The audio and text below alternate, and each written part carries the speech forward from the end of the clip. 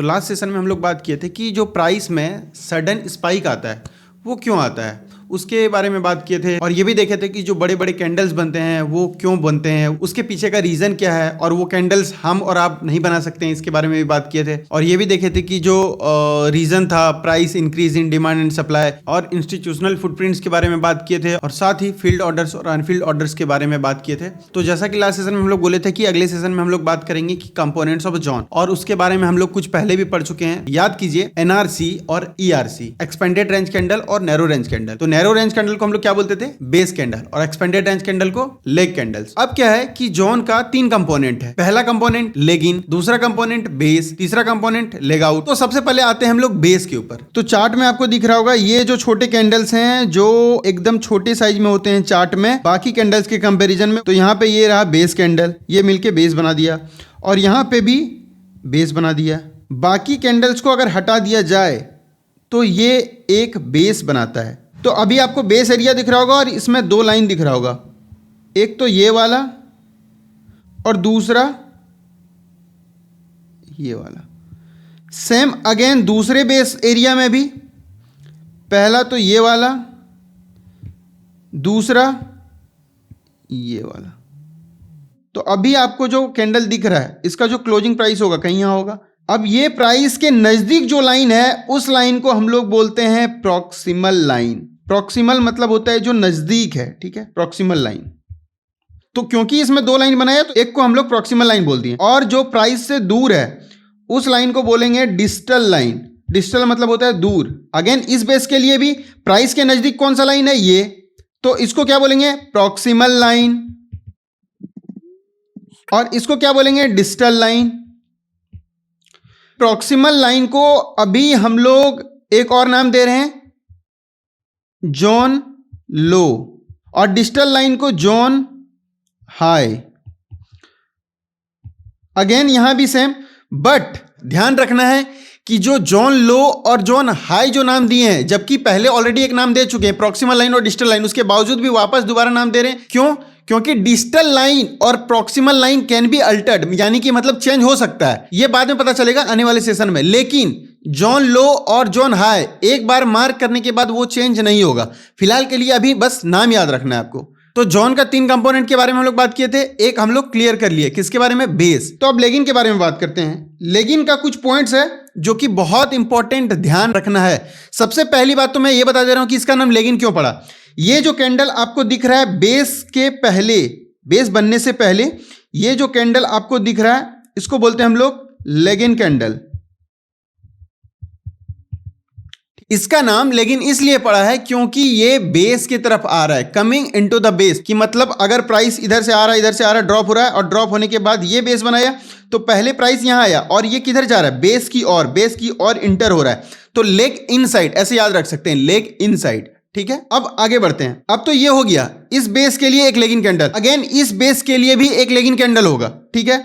तो यहां पे ये जो कैंडल है ये भी लेगिन कैंडल होगा। लेकिन अभी आपको ध्यान आ रहा होगा कि यहां पे इसका कलर और इसका कलर डिफरेंट है। ये कलर रेड कलर है और ये ग्रीन कलर है। तो ये जो रेड कलर का कैंडल है, याद कीजिए लेग कैंडल को हम लोग और भी नाम देते थे। जो कैंडल बुलिश था यानी कि ग्रीन, उसको रैली कैंडल, और जो कैंडल बियरिश था यानी कि रेड कैंडल, उसको ड्रॉप कैंडल। अब लेगिन कैंडल्स के लिए कुछ इंपॉर्टेंट पॉइंट। सबसे पहला तो जो लेगिन कैंडल होगा वो तो लार्ज हो सकता है या तो मीडियम, दोनों कुछ भी हो सकता है, दोनों वैलिड है, पहला। दूसरा, बेस से पहले एक लेगिन कैंडल होना ही चाहिए, अदरवाइज वो बेस वैलिड नहीं होगा, क्लियर है। तीसरा, लेगिन कैंडल रैली कैंडल या ड्रॉप कैंडल कुछ भी हो सकता है दोनों में से। क्यों? क्योंकि अभी आपने देखा इस बेस के लिए यहां पे कैंडल है रेड यानी कि ड्रॉप कैंडल, और इस कैंडल को हम लोग क्या बोलते थे, रैली कैंडल। तो आप देख सकते हैं मैंने मेंशन ऑलरेडी कर दिया है कि लेगिन कैंडल्स के लिए जो इंपॉर्टेंट नोट्स हैं वो बहुत इंपॉर्टेंट, इसको ध्यान रखना है। बेस कैंडल से पहले लेगिन कैंडल होना चाहिए, अदरवाइज बेस को हम लोग इनवैलिड मानेंगे। लेगिन कैंडल लार्ज या मीडियम बोथ वैलिड है। लेगिन कैंडल रैली कैंडल या ड्रॉप कैंडल कुछ भी हो सकता है।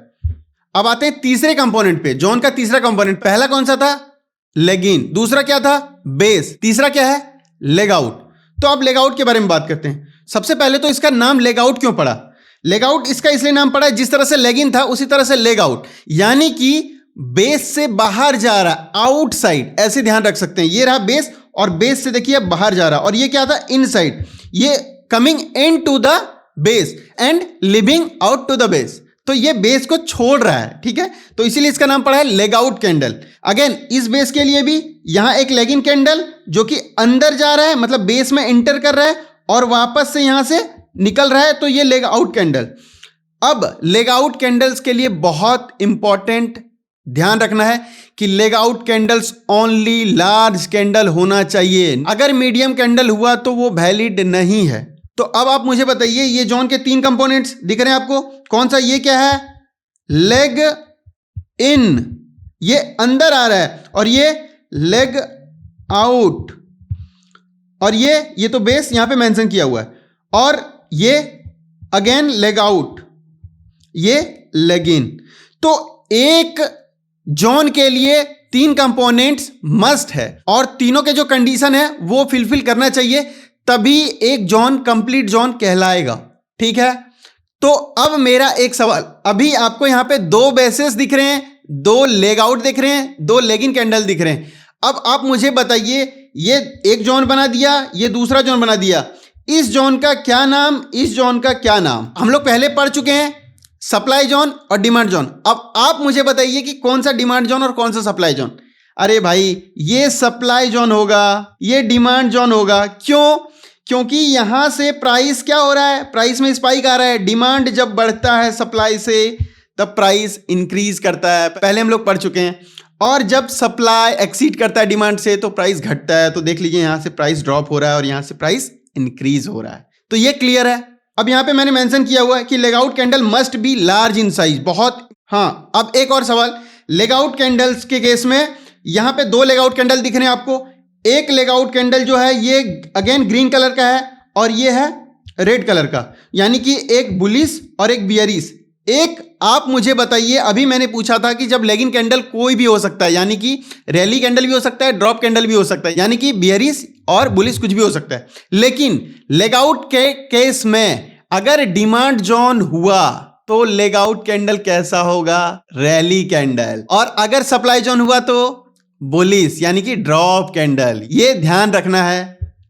तो डिमांड जोन के लिए रैली कैंडल और सप्लाई जोन के लिए ड्रॉप कैंडल।